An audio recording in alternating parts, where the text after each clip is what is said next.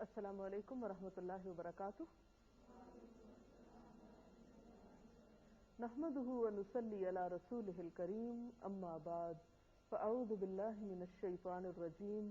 بسم الله الرحمن الرحيم. رب اشرح لي صدري ويسر لي امري واحلل عقدة من لساني يفقهوا قولي. ناظرین، ہماری آج کی گفتگو کا موضوع ہے روزہ اور افطاری.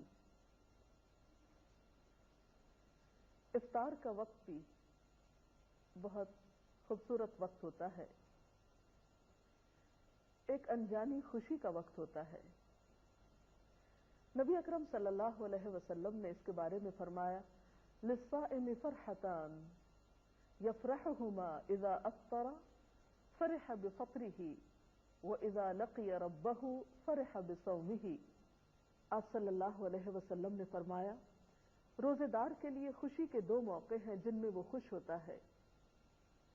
جب وہ روزہ افطار کرتا ہے تو اپنا روزہ کھولنے سے خوش ہوتا ہے، اور جب وہ اپنے رب سے ملاقات کرے گا تو اپنے روزے سے خوش ہوگا، یعنی اس کا اجر و ثواب سامنے پا کر.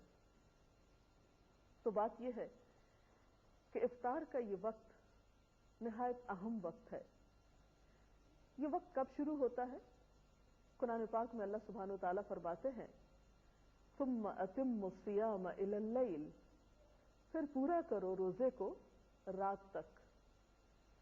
گویا جب رات کا آغاز ہو جائے، رات شروع ہو جائے، سورج غروب ہو جائے تو وہ روزے دار کے روزے افطار کرنے کا وقت ہوتا ہے.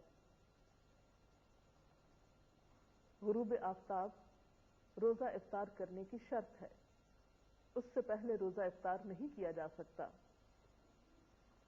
بخاری اور مسلم کی ایک روایت کے مطابق قال رسول اللہ صلی اللہ علیہ وسلم اذا اقبل اللیل من ہاہنا وادبر النہار من ہاہنا وغربت الشمس فقد افطر الصائم. آپ صلی اللہ علیہ وسلم نے فرمایا جب رات آ جائے، دن چلا جائے اور سورج غروب ہو جائے تو روزہ دار روزہ کھول لے. گویا دن کا جانا اور رات کا آنا وہ وقت ہے جب روزہ افطار کیا جاتا ہے. یہ بھی یاد رہے کہ روزہ افطار کرنے میں جلدی کرنا مسنون ہے. گویا سورج کے غروب ہونے کے فوراً بعد روزہ کھول لینا چاہیے. حضرت انس رضی اللہ تعالی عنہ فرماتے ہیں کہ ان النبی صلی اللہ علیہ وسلم لم یکن لیصلی المغرب حتی یفطر ولو علی شربۃ ماء، کہ آپ صلی اللہ علیہ وسلم افطار کیے بغیر مغرب کی نماز نہیں پڑھتے تھے، چاہے ایک گھونٹ پانی سے افطار کرتے. گویا اس سے یہ بھی پتہ چلتا ہے کہ افطار کا وقت مغرب کی نماز سے پہلے کا ہے، یعنی نماز نہیں پڑھنی چاہیے جب تک کہ افطاری نہ کر لی جائے. حضرت سہل بن سعد سے روایت ہے کہ رسول اللہ صلی اللہ علیہ وسلم نے فرمایا لوگ برابر بھلائی پر رہیں گے جب تک کہ روزہ کھولنے میں جلدی کریں گے. جیسا کہ سحری کے بارے میں گفتگو کرتے ہوئے آپ کو بتایا گیا تھا کہ بہت جلدی سحری کرنے کی بنسبت تاخیر سے سحری کرنا لیکن وقت کے اندر زیادہ افضل ہے.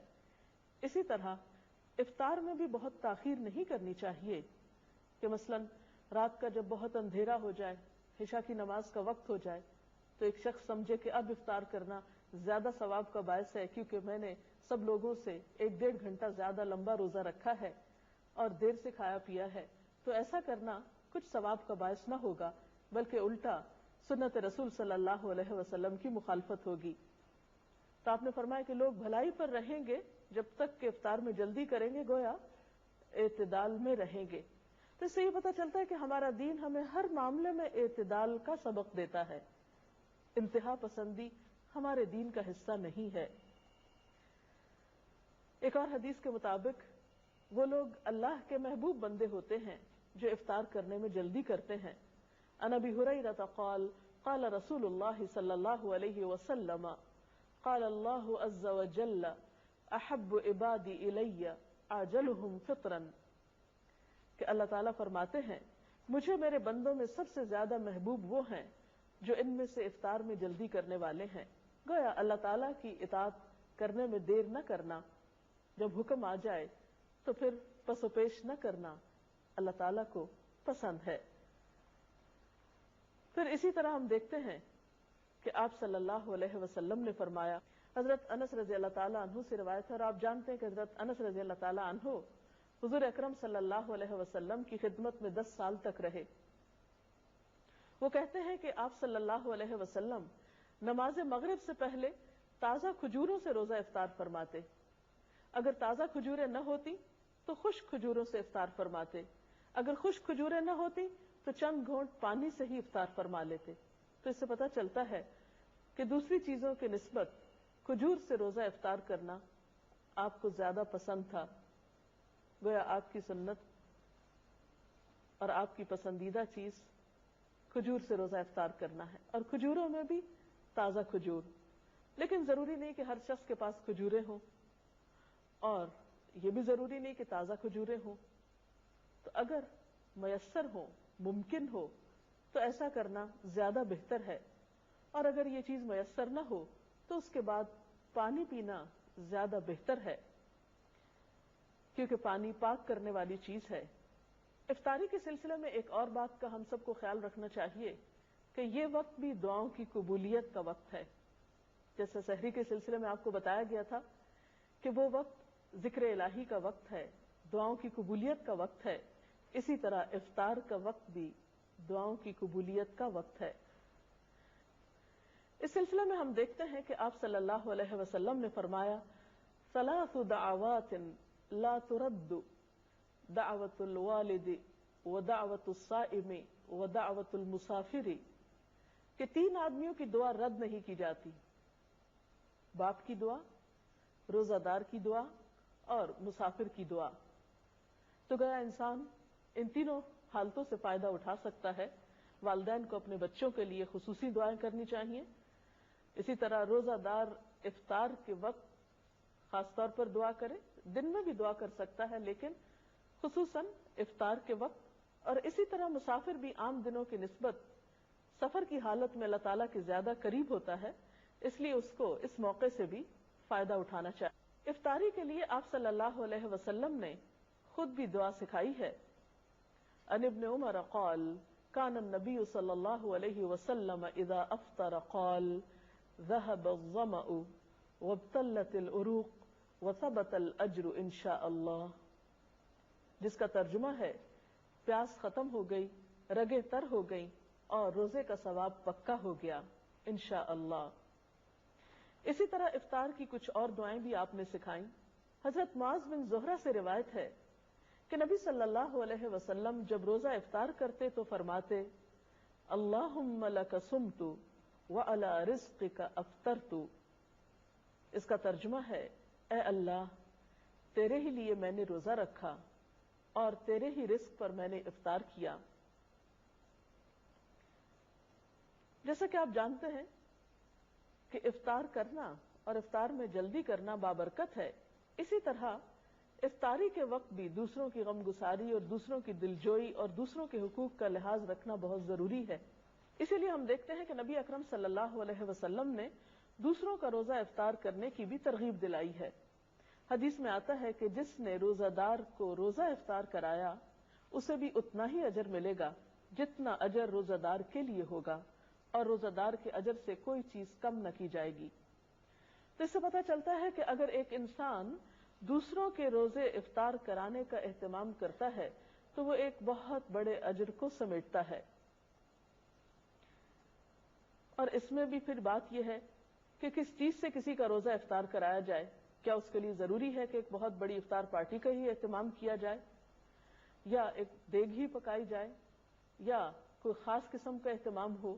نہیں، یہ ثواب ہر وہ شخص پا سکتا ہے کہ جو لسی کا ایک گھونٹ یا ایک کھجور یا پانی کا ایک گھونٹ پلا کر ہی کسی کا روزہ افطار کراتا ہے، اس کو بھی یہ سارا اجر و ثواب حاصل ہوتا ہے۔ اب روزہ افطار کرنے والے کو ایک اور ادب اور اخلاق یہ سکھایا گیا۔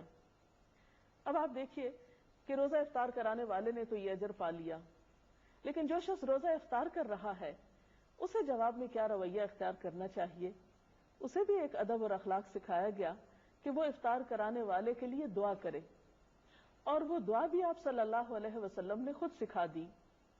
عن انس قال كان رسول الله صلى الله عليه وسلم اذا افطر عند قوم قال افطر عندكم الصائمون واكل طعامكم الابرار وتنزلت عليكم الملائكه۔ حضرت انس روایت کرتے ہیں کہ نبی صلی اللہ علیہ وسلم جب کسی کے ہاں روزہ افطار فرماتے تو ان کو یہ دعا دیا کرتے تھے، افطر عندكم الصائمون واكل طعامكم الابرار وتنزلت عليكم الملائكه، جس کا ترجمہ ہے روزہ دار تمہارے ہاں روزہ افطار کرتے رہیں، نیک لوگ تمہارا کھانا کھاتے رہیں، اور فرشتے تمہارے ہاں نازل ہوتے رہیں۔ تو گویا اس سے یہ پتہ چلتا ہے کہ اس موقع پر دوسرے کا دل خوش کرنا اور اس کے لیے اچھی اچھی دعائیں کرنا ایک بہترین عمل ہے۔ تو آج کی گفتگو کا خلاصہ یہ ہے کہ روزہ مکمل کر کے افطار کرنا چاہیے، افطار میں جلدی کرنی چاہیے، افطار کے لیے افضل چیز کھجور اور پانی ہے، افطاری کے وقت دعائیں کرنی چاہیے اور مسنون دعا یاد کر لینی چاہیے، اگر یاد نہ ہو تو لکھی ہوئی سامنے رکھ کر پڑھ لینی چاہیے۔ اسی طرح دوسروں کا روزہ افطار کرانے کا بھی اہتمام کرنا چاہیے، لیکن اس معاملے میں بھی اعتدال کی ضرورت ہے۔ ایسا نہ ہو کہ اس اہتمام میں پڑھ کر انسان اپنی مغرب کی نماز بھی کھو دے یا تراویح کے لیے ہمت ہار بیٹھے۔ ہمارا دین اعتدال کا دین ہے، اس میں ایک طرف اللہ کے حقوق ہیں اور دوسری طرف بندوں کے ہیں، اور دونوں ہی اپنی جگہ بہت اہم ہیں۔ اگر اس سلسلے میں آپ کا کوئی سوال ہو تو آپ کر سکتے ہیں۔ ابھی ہم نے آپ کی گفتگو میں سنا کہ افطاری کا وقت جو ہے وہ دعاؤں کی قبولیت کا ٹائم ہے، لیکن عام طور پہ ہمارے گھرانوں میں دیکھا گیا ہے کہ اس وقت افطاری کی تیاری میں زیادہ دھیان ہوتا ہے اور دعاؤں کی طرف جو ہے وہ دھیان کم ہوتا ہے، تو اس چیز کو کیسے امپروو کیا جا سکتا ہے؟ جی شکریہ۔ افطار کا وقت سحری کے وقت کی طرح ایک بہت بہترین وقت ہوتا ہے، دعاؤں کی قبولیت کا وقت ہوتا ہے، اور عام طور پر دیکھا گیا ہے کہ افطاری کی تیاری میں اتنا وقت لگ جاتا ہے کہ دعا کرنا بھی بھول جاتے ہیں، اور آخری وقت تک کچھ نہ کچھ پکایا جاتا رہتا ہے یا لگایا جاتا ہے، اور اسی میں سارا وقت گزر جاتا ہے۔ اس سلسلے میں بات یہ کہ ایک تو اوور ایٹنگ روزے کے سارے مقصد کو ختم کر دیتی ہے، پھر بعض اوقات طبیعت میں اتنی گرانی ہوتی ہے کہ اس کے بعد نماز جو ہے وہ ایک بہت بوجھل اور مشکل کام محسوس ہوتا ہے، پھر اسی طرح اسراف بھی ہوتا ہے۔ تو اس میں بھی اعتدال کی ضرورت ہے۔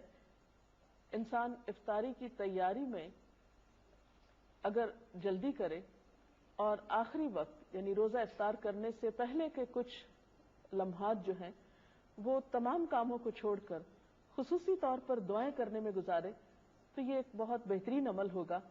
ہم میں سے ہر شخص محتاج ہے، ہر شخص کسی نہ کسی مشکل کا شکار ہے۔ ہم بعض اوقات دوسروں سے کہتے ہیں کہ آپ ہمارے لیے دعا کریں، وہ بھی ایک اچھی بات ہے، کروا سکتے ہیں دوسروں سے دعا، لیکن جب ہمارے اپنے پاس ایک وقت ہوتا ہے دعا کرنے کا، ہمیں اللہ تعالیٰ خود موقع دے رہے ہیں، اور انسان خود اپنے لیے جیسی دعا کر سکتا ہے سنجیدگی کے ساتھ، اخلاص کے ساتھ، آہوزاری کے ساتھ، وہ کوئی دوسرا کیسے کر سکتا ہے؟ اور پھر جب اللہ تعالیٰ ہمیں ایسے مواقع دے رہے ہیں کہ جب وہ خود بتاتے ہیں کہ یہ قبولیت کا وقت ہے، مانگو مجھ سے، ان مواقع کو بھی ہم ادھر ادھر کی چیزوں میں گنوا دیتے ہیں، تو یہ ہمارے لیے باعث حسرت ہو سکتا ہے۔ اس لیے ان اوقات کو آپ بہترین طریقے سے استعمال کریں۔ مثلاً آپ کیا کریں کہ اگر آپ کسی کے یہاں افطار کر رہے ہیں یا اپنے گھر میں افطار کر رہے ہیں تو افطاری سے پہلے جو بھی میسر ہو وہ قریب رکھ لیا جائے، اور پھر یکسو ہو کر اللہ تعالیٰ سے مناجات کی جائیں، ذکر کیا جائے، دعا کی جائے، اور پھر جب وقت آ جائے تو اس وقت افطار کر لی جائے، اور پھر نماز مغرب میں جلدی کی جائے۔ ایسا نہ ہو کہ ہم افطار کرنے میں اتنی تاخیر کریں کہ نماز کا وقت بہت لیٹ ہو جائے، کیونکہ نماز کا افضل وقت زیادہ بہتر ہے نماز کی ادائیگی کے لیے اجر و ثواب کے اعتبار سے، تو اس کا اہتمام بھی رہے۔ اور پھر بعد میں اگر کھانا کھا رہے ہیں تو اتنا زیادہ پیٹ بھر کے کھانا نہ کھائیں کہ عشاء کی نماز اور تراویح میں مشکل ہو۔ تو ان چند باتوں کا دھیان رکھنا بے حد ضروری ہے۔ السلام علیکم۔